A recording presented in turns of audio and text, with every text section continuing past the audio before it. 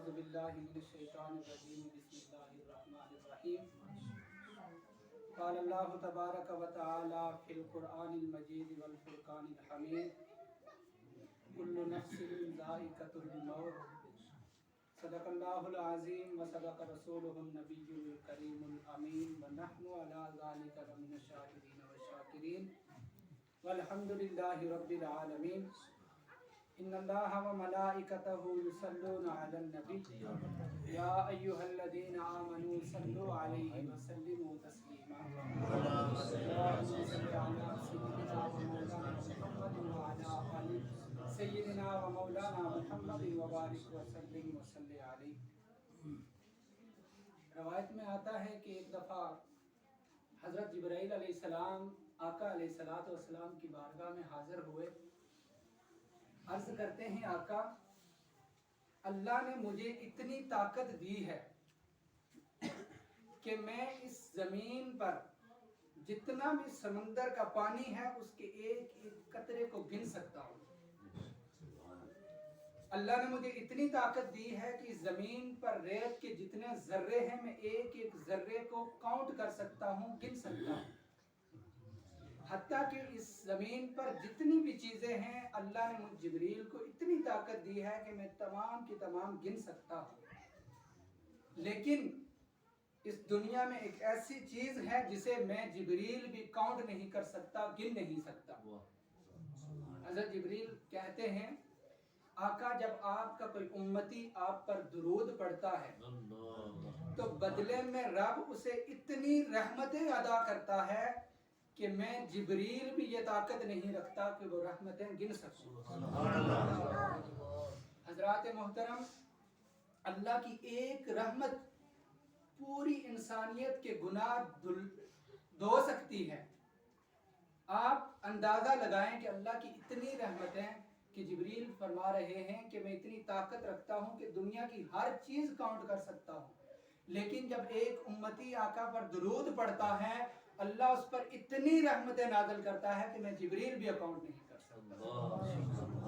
حضرات محترم, درود ایک ایسا عمل ہے, باقی آپ جتنی بھی عبادات کرتے ہیں آپ کو یہ کنفرم نہیں ہوتا, پتہ نہیں ہوتا کہ قبول ہوئی ہے یا نہیں ہوئی, لیکن یہ ایک ایسا عمل ہے آپ جب بھی پڑھتے ہیں یہ قبول ہوتا ہے.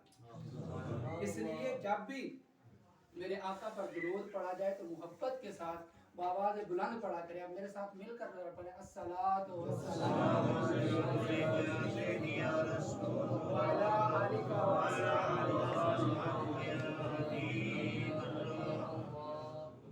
کی محمد سے وفاتوں نے تو ہم تیرے ہیں, کی محمد سے وفاتوں نے تو ہم تیرے ہیں, یہ جہاں چیز ہے کیا لوح و قلم تیرے ہیں. حمد و صلوات کے بعد نہایت عزت کے لائق حضرت علامہ مولانا گلزرین صاحب اور سامعین محترم السلام علیکم ورحمۃ اللہ وبرکاتہ. چونکہ وقت کم ہے, علامہ صاحب کو ہم نے سننا ہے, میں چند منٹ میں 2-3 احادیث بیان کر کے آپ سے اجازت چاہوں گا. میں نے آپ حضرات کے سامنے قرآن کریم سے ایک آیہ مقدسہ تلاوت کرنے کا شرف حاصل کیا ہے. اللہ تعالیٰ فرماتا ہے کل نفس ذائقۃ الموت, ہر نفس نے, ہر ذی روح نے موت کا ذائقہ چکھنا ہے. حضرات محترم, اس دنیا میں ہر چیز میں اختلاف ہو سکتا ہے, دنیا کے ہر کام میں ہر چیز میں اختلاف ہے, ہو سکتا ہے, لیکن اس دنیا میں ایک چیز ایسی ہے جس میں کوئی فرقہ کوئی بھی اختلاف نہیں کر سکتا, وہ ہے موت. یہ ایک ایسی اٹل حقیقت ہے کہ ہر کسی کو آنی ہے. یہ جو زندگی ہم گزار رہے ہیں یہ عارضی ہے, یہ فانی ہے, ایک نہ ایک دن ہم نے اس دوسری زندگی میں جانا ہے. موت نے ایک نہ ایک دن آنا ضرور ہے. حضرات محترم, اللہ تعالیٰ قرآن میں فرماتے ہیں کہ میں نے جنوں اور انسانوں کو اپنی عبادت کے لیے پیدا کیا. حضور کی حدیث ہے, صحیح حدیث ہے, حضور نے فرمایا کہ کیا اللہ تعالیٰ اپنے جس بندے کو سب سے کم عذاب دینا چاہے گا اسے آگ کے جوتے پہنا دے گا. حضرات محترم, آپ ذرا امیجن کریں, آپ سوچیں, گرمی جون جولائی کی گرمی ہو, आप नंगे पांव किसी पत्थर पे 1 मिनट के लिए खड़े होकर देखें, आप उस तपश को बर्दाश्त नहीं कर सकेंगे। अल्लाह ताला हुजूर फरमाते हैं कि अल्लाह ताला जिसको सबसे कम अजाब देना चाहेगा उसे आग के जूते पहना देगा और उस बंदे से पूछेगा कि अगर तुझे सारी जमीन का मालिक बना दिया जाए और तुझे कहा जाए कि इस अजाब के बदले में तू उस सारी जमीन को हिबा कर दे, सदका कर दे, तो तेरी अजाब में तखफीफ हो जाएगी, तुझे माफी मिल जाएगी। तो वो बंदा कहेगा रब ताला मुझे मंजूर है, मैं सारी जमीन का हदिया कर दूंगा। तो रब ताला फरमाएगा नहीं, अब नहीं, अब तेरे पास मौका नहीं है। तुझे तो मैंने बहुत थोड़े सौदे में दुनिया में कहा था कि तू सिर्फ मेरा कुफर ना कर। अब आप सोचेंगे कि कुफर तो काफिर करते हैं, ईसाई करते हैं, हम तो मुसलमान हैं, अजाब तो उनके लिए है। तो हज़रात मोहतरम, मेरे आका की एक दूसरी सही हदीस का मफ़हूम ये है, मेरे आका ने फरमाया कि जिस बंदे ने जानबूझकर एक नमाज छोड़ी गोया उसने कुफर किया। अल्लाह। मेरे आका की एक और रवायत है, मेरे आका फरमाते हैं काफिर और मुसलमान के दरमियान में फर्क नमाज है। हज़रात मोहतरम, जरा सोचिए कि क्या हम मुसलमान हैं, हम मोमिन हैं?